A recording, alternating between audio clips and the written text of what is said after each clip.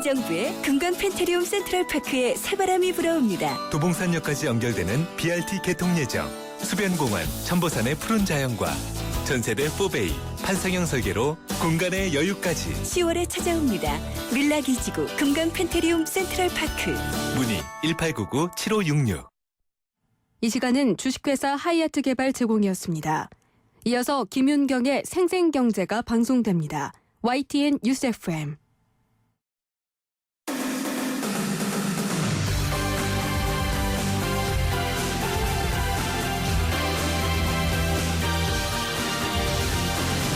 김윤경의 생생경제. 안녕하세요. 김윤경입니다.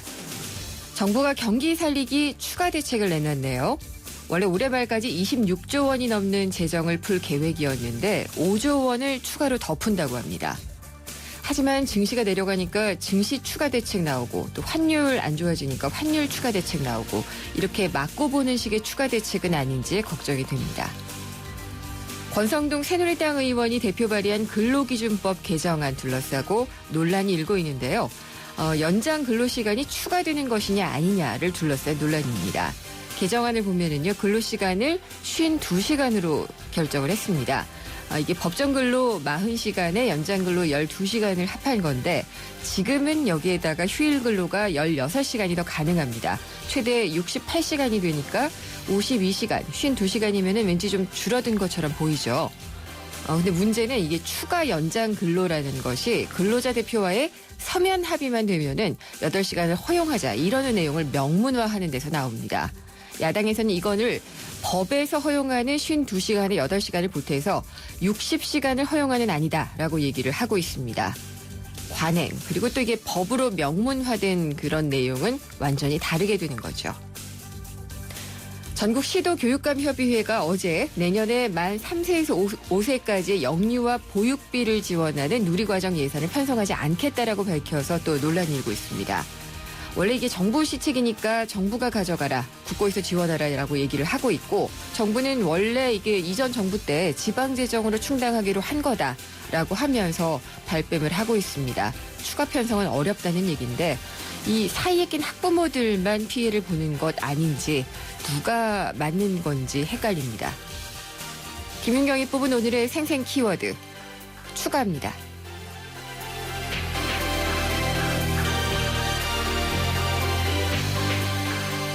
생생경제가 뽑은 오늘의 경제 이슈입니다. 방금도 말씀드렸지만은 만 3세에서 5세까지 어린이집 보육료 누리과정을 둘러싸고 전국 시도교육감들과 또 정부의 갈등이 깊어지고 있습니다. 어제 이 시도교육감들은 기자회견을 열고요. 2015년 어린이집 보육료 예산 편성을 거부하겠다는 의사를 공식적으로 밝혔습니다. 이 지방 재정이 어려우니까 돈이 없으니까 결국은 정부에서 부담해야지 된다는 얘기인데 정부의 말은 또 다릅니다. 최경환 부총리 오늘 얘기를 했는데 어린이집 보육료는 원래 교부금에서 부담하기로 합의를 했다라고 얘기를 하고 있습니다.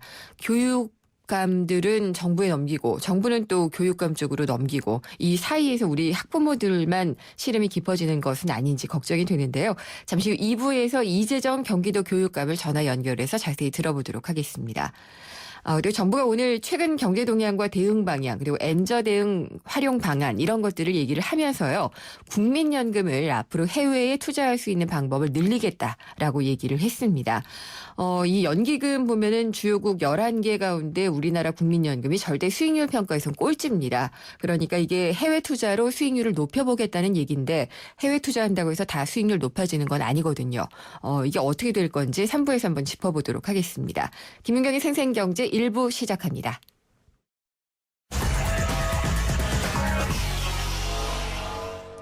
네, 오늘 증시 알아보겠습니다. IBK 투자증권의 서동필 투자전략팀장입니다. 안녕하십니까? 네, 안녕하세요. 네, 오늘 시장은 어땠나요? 계속 부진한 흐름이 이어졌다 이렇게 총평을 드릴 수 있겠고요. 네. 종합주가지수 코스피는 7.66포인트 0.39% 하락해서 1965.25포인트에서 마감을 했습니다. 예. 반면에 코스닥 시장은 잘 버텨주었습니다. 3.92포인트 0.70% 상승해서 566.74포인트에서 마감을 했습니다. 거래소에서는 외국인들이 1,540억 원 정도 주식을 사주었고요. 기관 투자들은 막판에 좀 주식을 사주면서 총량으로는 740억 원 정도 주식을 사주었지만 삼성전자, 현대차의 낙폭을 만회하는 데는 뭐 역부족이었다라고 볼 수 있겠습니다. 반면에 코스닥 시장에서는 외국인이 427억 원, 기관도 145억 원 매수 우위를 보이면서 중소형주로 구성되어 있는 코스닥 시장이 코스피에 비해서는 훨씬 좋은 모습을 보였다. 이렇게 정리할 수 있겠습니다. 그러니까 코스피 시장에서는 외국인 계속 판 거죠? 예, 코스피 시장에서는 9월 이후 오늘까지 합치면은 대략 한 1조 한 7천억 원 정도 네. 거래소 팔았으니까요. 전반적으로 뭐 외국인 투자자들은 거래소 시장에서는 뭐 좀 많이 등을 돌렸다. 이렇게 표현해 볼 수 있지 않을까 싶습니다. 어떻게 하면 돌아올까요? 글쎄요. 뭐 대외 환경도 사실은 좀 많이 시끌시끌하고요. 네. 대내 환경이라고 보면은 역시 기업 이익, 실적 시즌에 들어갔으니까 기업이 얼마나 돈벌이를 잘하고 있느냐, 잘할 것이냐에 대한 것으로 지금은 관심이 모아질 텐데 네. 점차적으로 가장 관심의 중심에 놓여 있는 이 실적에 대해서는 상당히 좀 많이 우려가 섞이는 것 같습니다. 이미 어저께 삼성전자의 실적이 발표됐습니다. 네. 영업이익이 4.1조 원, 뭐 시장에서는 4조 원도 깨지는 것이 아니냐라고 했지만 잘 버텨주었습니다만 오늘 뭐 주가는 여지없이 실망스럽다라는 표현을 그대로 담았습니다. 삼성전자 오늘 2.75% 하락해서 113만 원 수준에서 마감을 했습니다. 삼성전기 역시 3% 이상 하락해서 44,900원 마감을 했으니까 네. 삼성전자와 관련되어 있는 이 IT 기업들에 대해서는 투자자들이 상당히 실망을 했다라고 보여지니까 외국인들이 국내 시장을 사들여 온다. 조금 더 시간이 걸리지 않을까라는 좀 걱정이 앞서는 것이 사실입니다. 네. 환율 영향이나 이런 건 어떻게 봐야 될까요? 환율은 뭐 환율 때문에 외국인이 파는 건지 외국인이 팔기 때문에 환율이 오르는 건지 네. 이거는 사실 동전의 양면이다. 앞면과 예. 뒷면과 같은 거지만 지금 대외적으로 이 달러가 강세이고요. 그 반대편에 서 있는 원화는 뭐 자연스럽게 약세를 가는 거니까 기술적으로 원달러 환율이 올라간다는 것에 대해서는 이견은 없습니다만 좀 변동성이 높아지면서 가파르게 오르는 것은 역시 외국인 투자들이 주식을 팔면서 분위기를 또 훼손시켰다라고 보여지니까 지금은 외국인의 이 매도와 원달러 환율의 상승이 악순환의 고리를 좀 문 것이 아닌가 싶어서 원달러 환율은 적어도 1,100원 수준까지는 올라갈 수 있지 않는가라고 염두에 두시는 것이 좋을 것 같습니다. 네. 오늘 그럼 뭐 코스피 시장에서는 별로 없었을 것 같고 코스닥 시장에서는 좀 눈여겨볼 만한 종목, 업종군이 있었나요?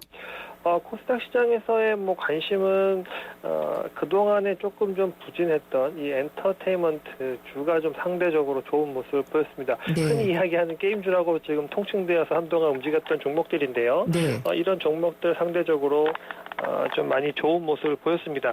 또 나아가서는 이 음식료 관계된 업종들도 어제까지는 많이 부진했지만 음식료 관련된 중소형주들도 오늘은 뭐 좋은 모습으로 반등을 보였기 때문에 네.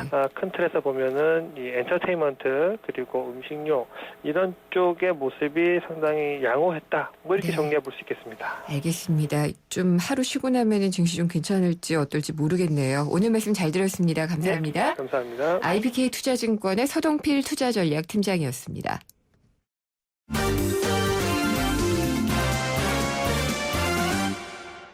오늘의 주요 경제 뉴스 살펴보겠습니다. 한국일보의 이성철 부국장입니다. 안녕하십니까? 안녕하세요.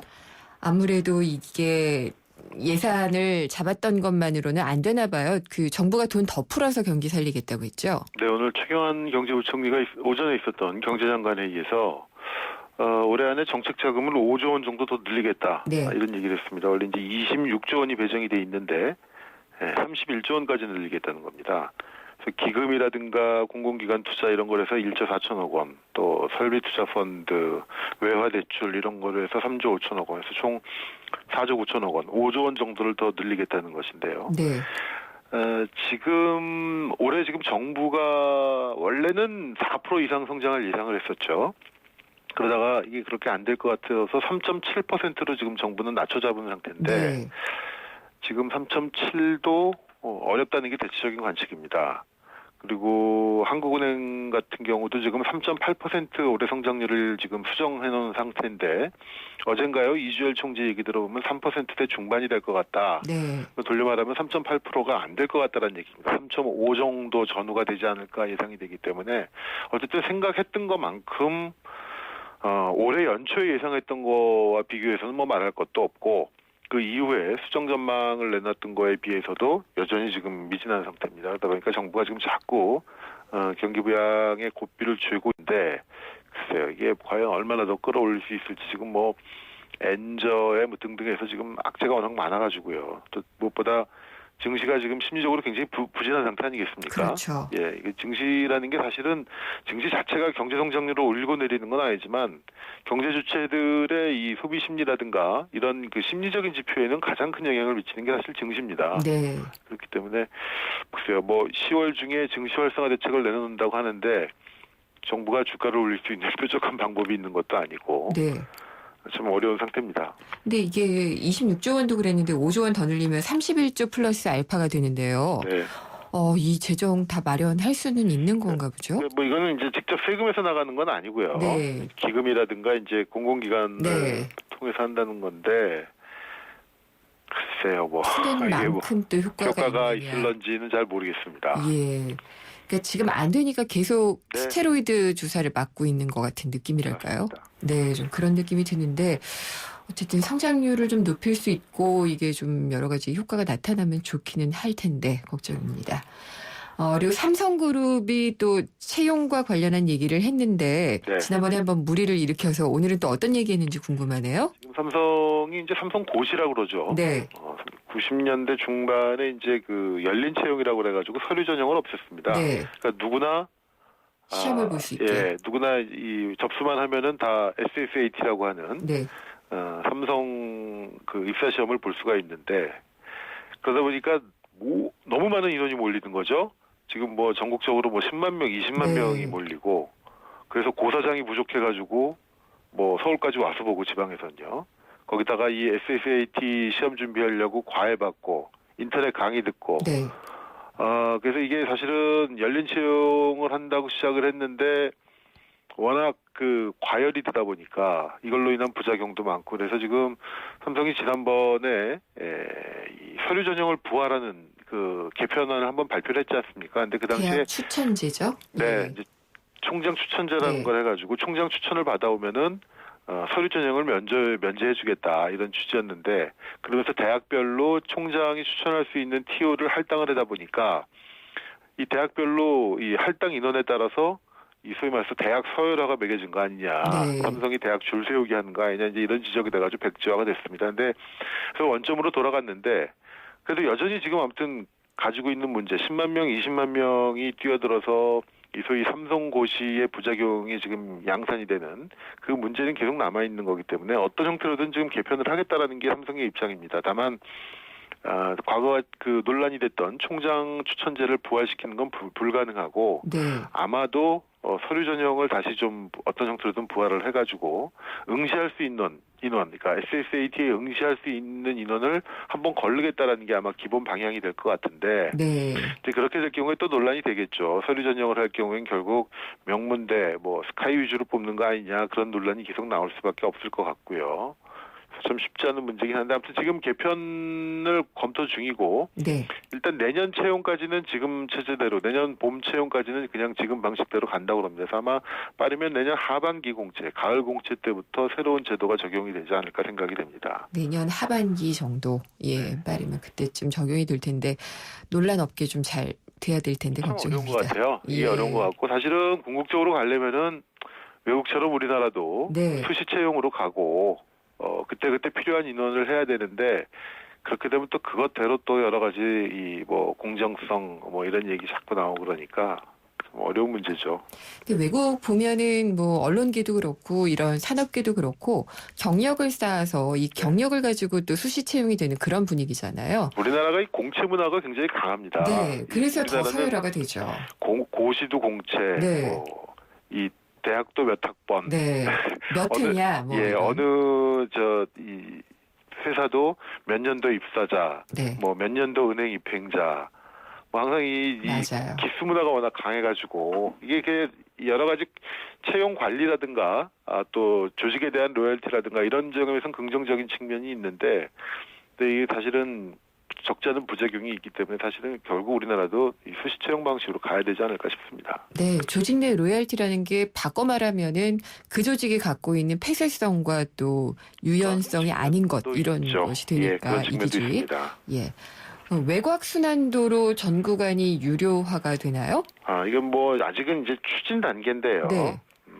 지금 이제 도로공사 쪽에 적자가 많고 그러다 보니까 부채 감축 이런 차원에서 하나의 그 비상계획, 다른 쪽이 원활하지 않을 경우에 비상계획 차원으로 고속도로의 무료 구간을 유료화한다는 방안을 지금 추진하고 있다고 합니다. 오늘 네. 국회 국정감사에서 나온 얘기인데, 예컨대 외곽순환도로 같은 경우에 지금 무료 구간이 한 69%쯤 된다고 그래요. 네. 그러니까 전체 그 민자 구간을 제외한 도로공사 운영 기간이 91km인데 외곽순환도로에 그 중에 63km 정도가 지금 그 무료 구간으로 돼 있다고 합니다. 그러니까 예를 들어서 송파부터 강일나들목까지는 지금 무료고, 뭐 남양주부터 퇴견, 그리고 이 외곽순환뿐 아니라 경인고속도로에도 무료 구간이 한 20km가 있고요. 네. 제2 경인고속도로에도 22km 정도의 무료 구간이 있다고 합니다. 호남고속도로도 한 12km 정도가 있고, 그래서 전국적으로 18개 고속도로 구간 예. 151km 정도가 무료인데, 이걸 이제 유료화한다는 방안을 추진하고 있다고 그러는데, 당장 운전자들이 굉장히 반발을 하겠죠. 이렇게 되면은. 네. 아마 쉽진 않을 것 같고, 그리고 기술적으로 그런 것도 있답니다. 지금 무료 구간이 있는 데들이 이 톨게이트를 설치하기가 참 힘든 구간이라고 그래요. 여러 가지 구조적으로. 네. 그럴 경우에 이제 그거를 설치하는 문제도 있고, 아마 하게 되면은 하이패스 위주로 운영이 되지 않을까 싶은데, 어쨌든 운전자들의 당장 부담이 커지기 때문에 쉽게 성사되기는 어렵지 않겠느냐. 네. 장기적으로 보면은 뭐 유료화로 갈 가능성도 있어 보입니다. 오늘 소식의 결론은 다 어렵다네요. 추진되기가 어렵다는 얘기인데, 그래요. 어느 쪽으로 방향이 좋은 쪽이 될지는 모르겠지만 잘 풀렸으면 좋겠습니다. 네. 오늘 말씀 잘 들었습니다. 네. 한국일보 이성철 부국장이었습니다.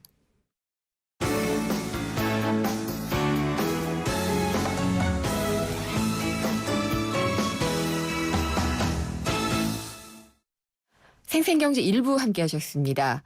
만 3세에서 5세까지 어린이집 보육료를 지원하는 것, 이 누리과정이라고 하는데요. 이 보육료를 둘러싸고 전국 시도교육감들은 못하겠다라고 거부 의사를 밝혔고요. 정부는 원래 하던 것이니까 해라라고 해서 지금 갈등이 깊어지고 있습니다.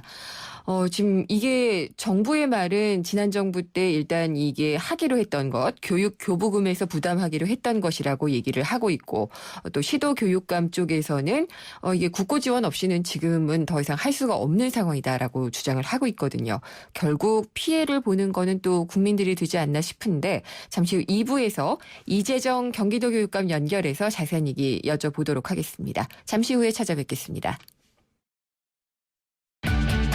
창조는 멀리 있는 어려운 것이 아닙니다. 많은 과학자들은 작은 호기심과 사고의 전환으로부터 창의적인 혁신과 개발을 이루어냅니다. 국제과학 비즈니스 벨트에서는 우리의 호기심과 상상력이 과학과 만나 미래를 밝히는 지식이 되고 혁신적인 기술로 성장하고 있습니다. 대한민국 국가 경쟁력 강화의 중심에 기초과학 연구가 있습니다. 기초과학의 밑거름이 창조경제의 큰 걸음이 됩니다. 이 캠페인은 미래창조과학부와 기초과학연구원이 함께합니다. 2014 YTN 연중기획 함께하는 미래 창조 대한민국 개그맨 이동우 씨입니다. 사람들이 주변에서 가끔 그렇게 이야기들을 많이 합니다. 너 그거 할 수 있겠냐라는 거죠. 그때마다 저는 대답을 합니다. 할 수 없으면 어떠니? 시각장애인들은 일상 자체가 도전일 수밖에 없다. 예를 들어서 밥을 먹는 행위, 심지어는 화장실에 가는 행위. 뭐 그런 것들이 사실은 다 도전인 거죠. 산다는 것은 도전. 뭐 꼭 높은 산을 올라가야 도전이고 큰 바다를 건너가야만 도전이고 그게 아니죠. 살겠다라고 하는 도전, 그 도전에 있는 희망. 이것이 같은 뜻의 단어인 것 같은데 하루하루를 진정한 행복을 느끼면서 살고자 한다면 바로 그 안에 대한민국의 희망과 미래가 함께 있다고 생각합니다. 2014 YTN 연중기획 함께하는 미래 창조 대한민국 YTN 라디오가 함께합니다.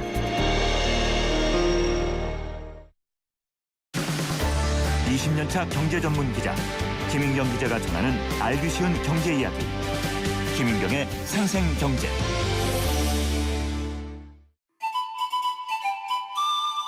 어머머, 진짜 경제는 장바구니 안에 있지. 발로 뛰는 생생경제가 찾은 구석구석 경제 현장. 장바구니 생생경제. 마이크 만나버리네. 자, 11번으로 기차 들어왔거든요. 지금 타는 곳 11번으로 기차 들어왔으니까 앞에서부터 차는 입장하도록 하겠습니다. 축하해주세요. 자, 타는 곳 11번입니다. 저희요, 백두대간 비경길이라고 해서 그 승부역에서부터 트레킹을 부천역까지 해요. 4시간 코스. 예, 저희가 그래서 인원이 저희 파주에서 왔거든요. 예, 59명. 기차 가격은 54,000원인데 아니 그냥 뭐 그 정도면 저희가 서울역에서 또 이렇게 타고 가는 거니까. 여기가 원래 400명 인원이래요, 오늘 이 특별 열차가. 통과하는 기분. 자, 타시려고 몇 시에 나오셨어요? 한 5시쯤. 좋죠. 너무 좋죠. 설레죠. 기차 타고 단풍놀이는 아직은 빠르고요. 저희는 기차 타고 트레킹하러 가는 거예요. 고객의 나이는 남녀노소 전부 다. 반응은 너무너무 좋죠. 어제도 200명 넘게 갔고요. 오늘 또 100명 넘게 출발하고 있습니다. 언제 많이 몰려요? 지금 몰리고 있어요. 네, 우리 생활 속 경제 현장을 살펴보는 시간 장바구니 생생경제입니다. 오늘은 박화영 리포터가 서울역에 다녀왔는데요. 서울역 지금 기차 타고 여행 가시는 분들 상당히 많은가 봅니다. 단풍은 아직 이르고요. 트레킹 갑니다. 이런 분도 있었고 내일도 사실 쉬는 날이네요. 많이들 놀러 가실 수 있으면 좋겠습니다. 세상의 베이스가 되다 포스코 협찬으로 김은경의 생생경제 2부 시작하겠습니다. 생생경제 직접 참여해 주실 수 있습니다. YTN 라디오의 애플리케이션 예스를 깔고 들어오셔도 되고요. 짧은 문자는 50원, 긴 문자는 100원이 부과되는 휴대전화 우물정에 0945번 누르시고 의견 주시고 샌드 누르시면 됩니다. 그리고 또 트위터와 페이스북을 통해서 들어오셔도 되고요. 웹사이트 김은경의 생생경제로도 의견 보내주십시오. 여러분의 많은 의견 기다리겠습니다.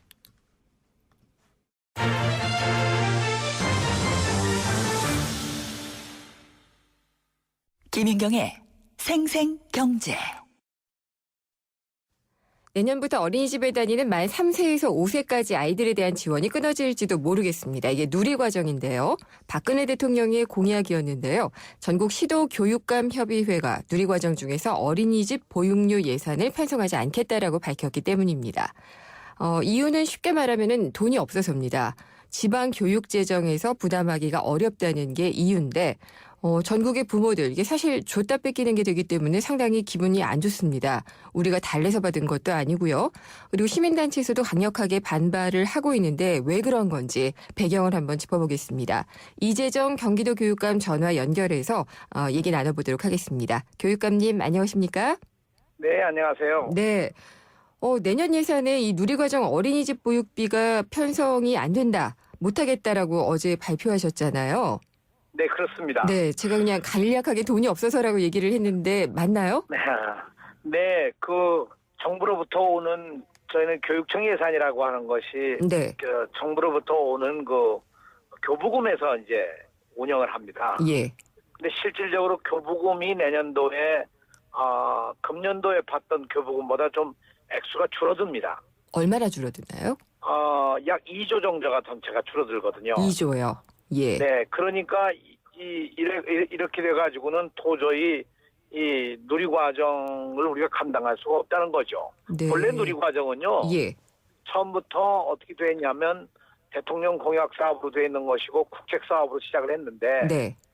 이 사업비 전체를 가령 그 교육청이 다 부담하는 것이 아니고 교육청이 한 30%, 나머지를 지방자치단체와 정부가 부담하는 것으로 네. 그렇게 했다가 네. 금년도에 전역을 부담을 못한 채 전액 이 교육청이 담당하게 됐던 거죠. 그러면은 지방 정부와 중앙 정부의 지원은 하나도 없어진 건가요? 그렇죠. 그래서 내년도에 전체 총액이 예상되는 것이 3조 9천억이 되는데 네.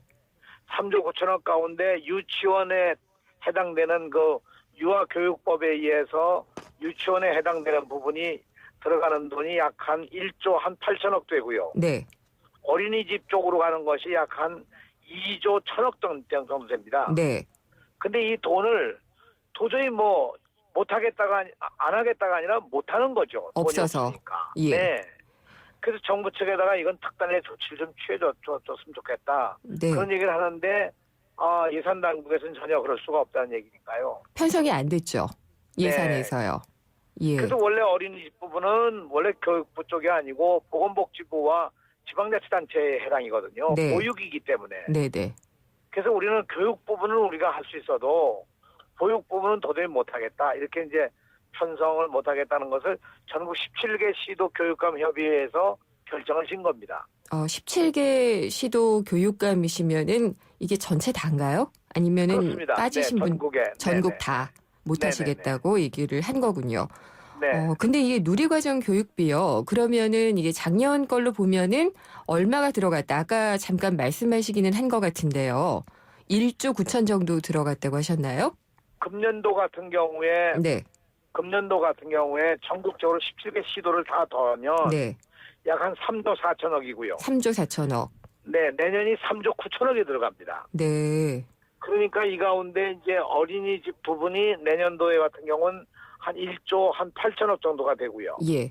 그리고 금년에는 이 어린이집 부분이 한 1조 6천억 정도 됩니다. 네. 근데 이제 이런 경우 이제 경기도의 경우는 어느 정도냐 같으면 네. 대략 내년에 1조 한 500억 정도가 들어가요. 네. 근데 이것을 정말 지금 저희로서는 이 예산상 터무니가 없습니다. 편성할 수 있는 예산의 여유가 없다는 거죠. 근데 어제 이제 이렇게 못하겠다라고 발표를 하셨고, 재정 상황이 뒷받침이 안 되기 때문에 중앙정부나 지방정부에서 도와줘야 된다라고 말씀을 하셨잖아요. 네네. 네. 근데 오늘 최경환 경제부총리가 어린이집 보육료 예산과 관련해서 발언을 하셨어요. 네네. 그대로 예산을 편성을 해야 된다라고 했는데 이건 어떻게 받아들여야 되는 건가요? 아니, 편성할 수 있는 자금이 없는데 어떻게 편성을 하겠습니까? 그러면 지금 이게 예. 기재부에서 어떤 입장에서 얘기하는지 모르겠습니다만 네. 우리는 교육부가 주는 교부금과 지방자치단체에서 나오는 역시 그 지원금과 이것으로만 운영을 하기 때문에 정부에서 나오는 교부금의 액수가 대부분인데 네. 이 액수 가지고는 도저히 내년도에 편성할 여유가 없는 거예요. 근데 이제 그러니까 편성할 수 없다는 거죠. 기재부 쪽의 얘기는 그런 것 같아요. 이게 교부금에서 재원을 부담하기로 지난 정부에서 합의를 했다라고 얘기를 하고 있거든요. 지금 이런 겁니다. 원래 영유아 보육법에 의해서 보면 네. 영유아 보육법의 이 보육에 관한 비용은 지방자치단체와 정부가 부담하도록 돼 있고 네. 유아교육법에서도 보면 교육 이전에 3세부터 5세까지의 아동들에 대한 어떤 교육비에 대해서는 역시 정부와 지방자치단체가 부담하도록 되어 있는데 네. 이거에 대한 시행령에 보면 예. 정부가 만든 시행령에 보면 보통 교부금으로 이것을 충당한다 이렇게 되어 있습니다. 보통 교부금이요? 네. 그러니까 보통 교부금이라는 것이 교육청에 내려보내는 돈이 보통 교부금이에요. 네. 근데 이 보통 교부금은 교부금법에 보면 유치원부터 고등학교까지의 그 교육을 위한 비용이지 유치원 이전의 아동들에 대한 보육비라든가 교육비는 여기에 해당되는 게 아니거든요. 그러니까 실제로 정부가 지금 법을 어기고 있는 셈입니다. 근데 그렇게 되면은 피해는 사실 이 누리과정에 그 지원을 받아왔던 일반 국민들, 가정들이잖아요. 네네. 이런 결과를 초래하게 된 것에 대해서는 그러면 이것도 정부가 책임을 져야 되는 건가요? 정부가 책임져야지 어떡하겠습니까? 왜냐면 우리가 정부 돈을 받아서 하는 것이지 네. 우리가 다른 데 지원을 받아서 하는 게 아니거든요. 네. 그러면 네. 방법은 교부금을 늘려주는 게 방법이 될까요? 근데 예를 들자면 예. 하나의 방법이라면 교부금을 늘려야 되는 거죠. 그래서 네.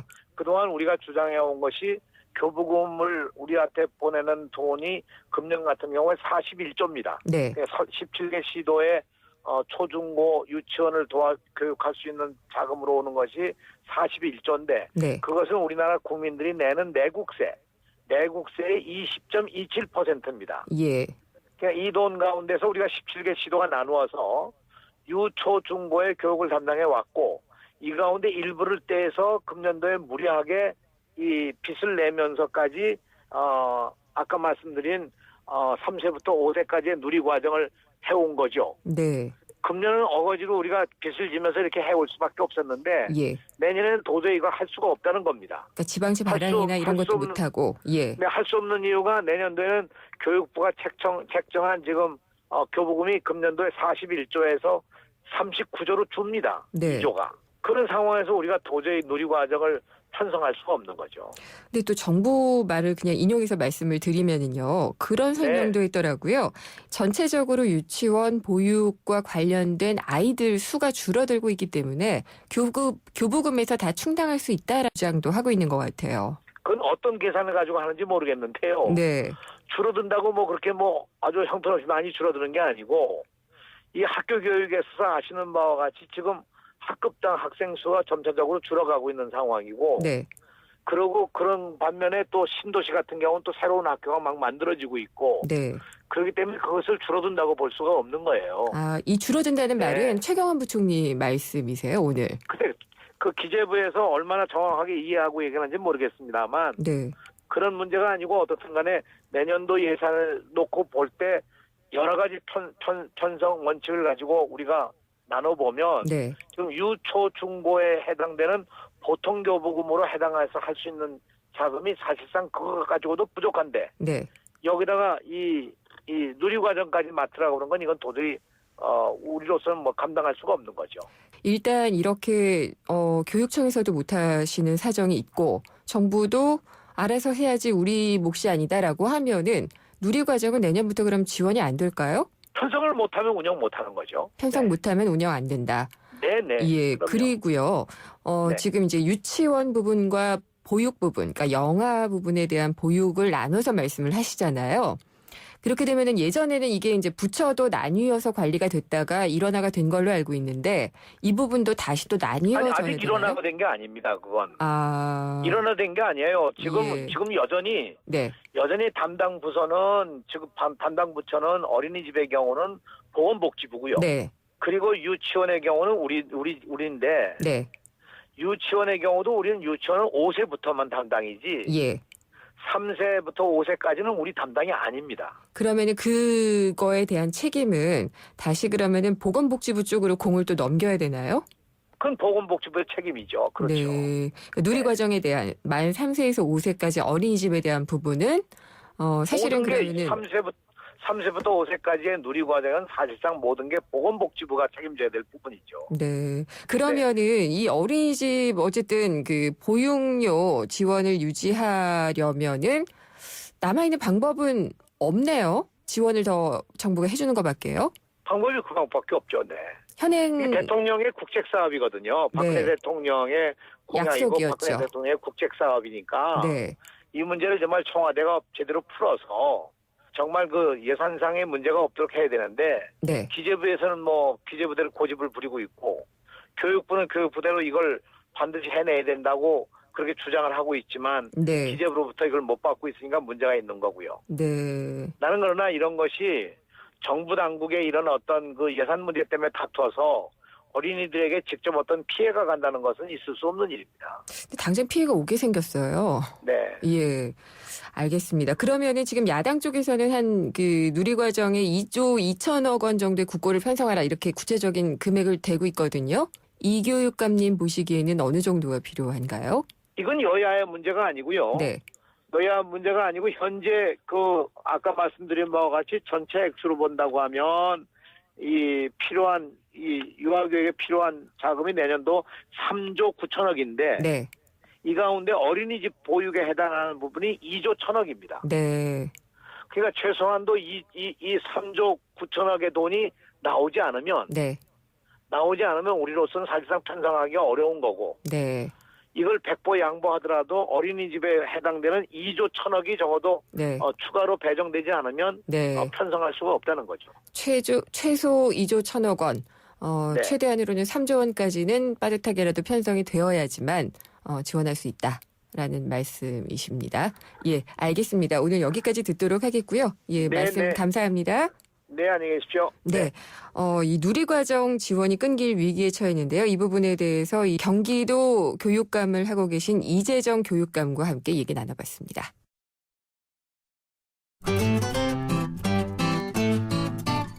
생생경제를 다양하게 만나는 방법.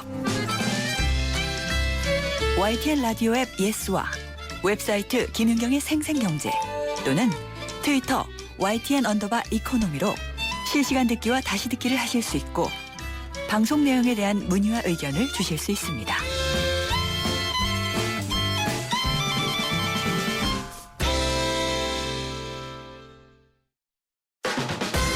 알면 대박, 모르면 쪽박. 금융상품 백서. 은행마다 붙어있는 이 전단 포스터에 보면은 디딤돌 대출이라는 말을 많이 볼 수가 있어요. 내 집 마련하기 위해서 이 디딤돌 대출이 인기를 모으고 있다고 합니다. 대출 받을 수 있는 대상을 확대를 했고요. 무엇보다도 금리가 낮기 때문이라고 하는데 정부의 부동산 활성화 대책에 또 발맞춘 상품이 아닌가 싶기도 하고요. 신한은행 목동 하이페리온 지점의 서춘수 지점장과 함께 이 디딤돌 대출 알아보도록 하겠습니다. 안녕하십니까? 예, 안녕하십니까? 디딤돌 대출, 이게 말이 참 특이하네요. 예. 네.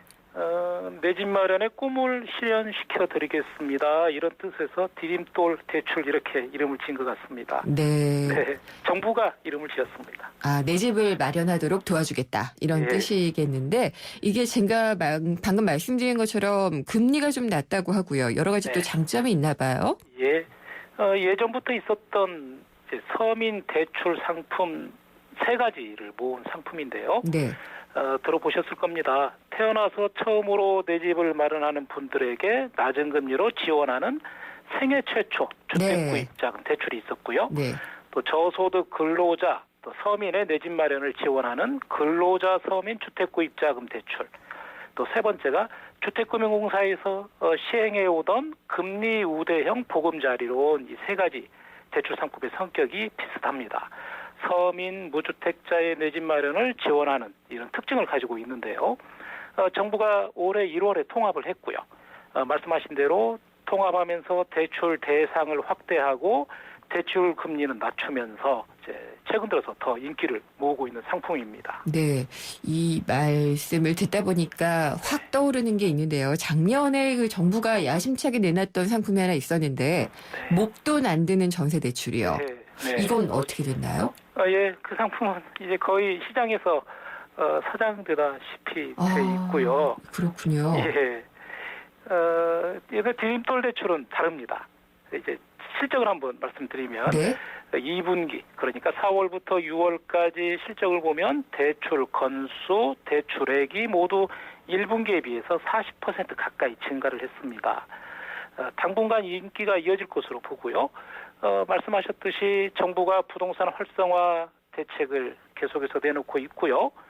지난달 22일부터 대출금리를 0.2%포인트 낮췄습니다. 그리고 대상자를 확대를 했는데요. 기존에 1주택을 가지고 계신 분이 3개월 이내 처분 조건으로 추가로 집을 장만하는 분들, 이분들에게도 대출이 가능하도록 이제 조건을 확대했기 때문에 당분간 인기를 모을 것이다. 저희들은 이렇게 예상하고 있습니다. 그럼 대출 금리를 0.2%포인트 낮췄다라고 얘기하면은 어느 정도 되나요? 현재 은행권에서 취급하고 있는 주택담보대출의 금리가 보통 연 3.5% 수준입니다. 네. 디딤돌 대출 금리는 부부 합산 소득 그리고 대출 기간에 따라서 금리가 달리 적용되는데요. 가장 낮은 최저금리는 연 2.6%에서 3.4% 수준이니까 은행권의 일반 주택담보대출에 비해서 많게는 1%포인트 차이가 난다라고 보시면 될 것 같고요. 네. 이 대출금리는 소득이 낮을수록 대출금리를 더 낮춰드리고 또 대출 기간이 길수록 금리를 더 낮춰드리는 특징이 있습니다. 네, 그러면은 실제 좀 예를 들어서 보면 좋을 것 같은데 이 디딤돌 대출을 받는 고객들이 부담해야 될 이자를 한번 좀 계산해 주세요. 최대 2억 원까지 대출이 가능하니까요. 네. 최저금리로 이용한다면 연간 200만 원까지 은행의 일반 대출에 비해서 대출 이자를 줄일 수 있는 장점이 있습니다. 네.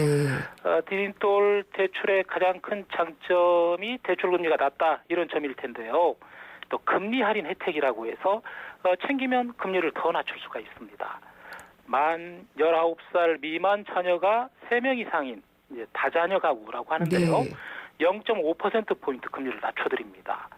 그리고 최초로 주택 구입하시는 분들, 또 다문화 가정, 장애인 가구 이분들에게도 0.2%포인트 금리를 낮춰드리고요. 네. 또 여기에 청약 저축을 가입하신 분들, 본인 또는 배우자가 가입하셨다면 0.2%포인트 금리를 추가로 낮출 수가 있습니다.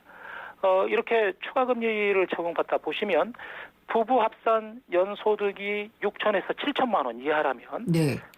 부부 합산이긴 합니다만 그래도 연간 6천에서 7천이면 낮은 수준은 아닐 것 같은데요.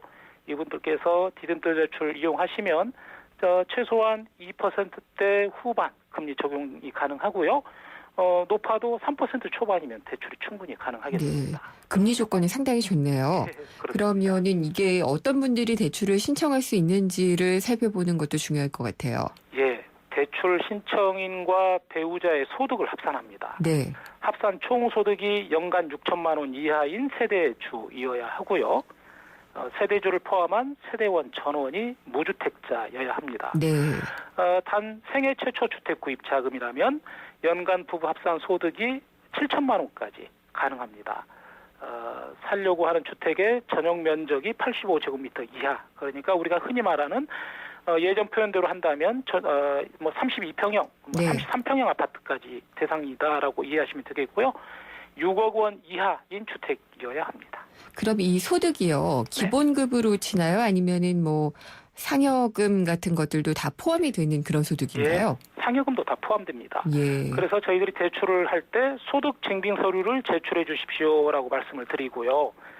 근로자라면 근로소득 원천 징수 영수증을 저희들이 받아야 되고요.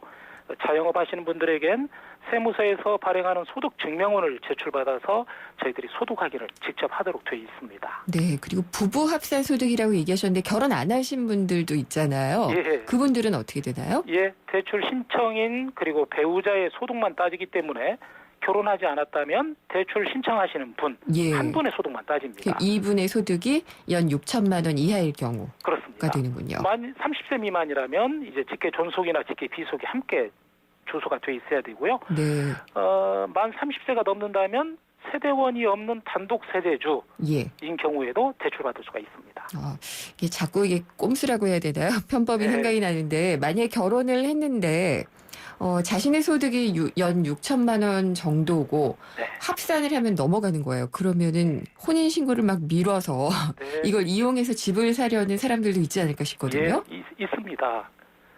혼인신고를 의도적으로 늦추는 것이죠. 네. 대출 받고 나서 그 다음날 하셔도 어떤 제재할 수 있는 방법은 없습니다. 아, 그렇네요. 예, 연간 소득이 7천만 원 이하인 단독 세대주가 이제 처음으로 내 집을 장만한다면 이제 생애 최초 주택구입자금 대출을 받을 수가 있는데요. 네. 연간 소득이 7천만 원이다. 그러면 생애 최초 이용하면 은행권의 일반 대출에 비해서 최소한입니다. 네. 0.5%포인트 금리를 낮출 수가 있어서 1년 동안에 100만 원 정도의 대출 이자를 전락할 수가 있겠고요. 보통 주택구입자금의 대출 기간이 짧게는 10년, 길게는 30년 장기라서 네.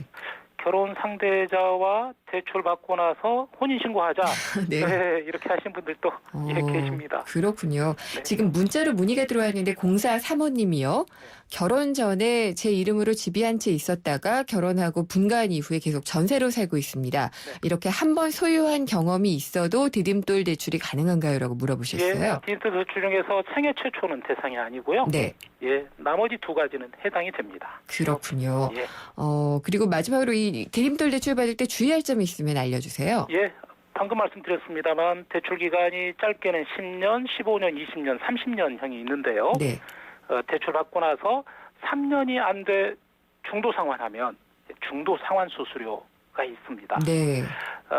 또 은행 일반 대출은 이자만 납부하고 원금은 대출 만기가 되면 그때 한꺼번에 상환하겠습니다. 이렇게 해서 이자만 부담하면 매달 상환하는 부담액을 줄일 수가 있는데요. 이 디딤돌 대출은 매달 이자도 내면서 대출 원금까지 갚아나가야 됩니다. 원리금 상환 방식이라서 예. 매달 큰 금액을 나눠서 갚아야 된다 이런 부담도 있으니까요. 그렇군요. 무리하게 대출받는 것 역시 조심하라는 말씀도 강조하고 싶습니다. 금리는 변동인가요? 고정인가요? 5년마다 바뀔 수도 있고요. 네. 아니면 정부가 필요하다 싶으면 금리를 떨어뜨리고요. 네. 기준금리가 한국은행에서 계속 올리면 이제 이 대출금리도 오를 텐데요. 네. 정부가 서민을 위한 대출 상품이라는 특징 때문에 쉽게 금리를 올리질 않습니다. 묶어줄 가능성도 있다. 네, 알겠습니다. 오늘 말씀 잘 들었습니다. 네, 감사합니다. 서춘수 신한은행 목동 하이페리온 지점장이었습니다. 안녕하세요. 초보 운전자 수지입니다. 도로는 무섭고 차는 왜 이리 많은지 엄마야. 그래서 저는 살아있는 친구를 만났어요. 반응형 블랙박스 유라이브. 와, 정말 살아있네. 유라이브. 살아있는 블랙박스 유라이브. 네, 생생경제 잠시 후 3부에서는 해외 투자 가능성이 좀 확대가 된 국민연금의 운영 방안 짚어보겠습니다.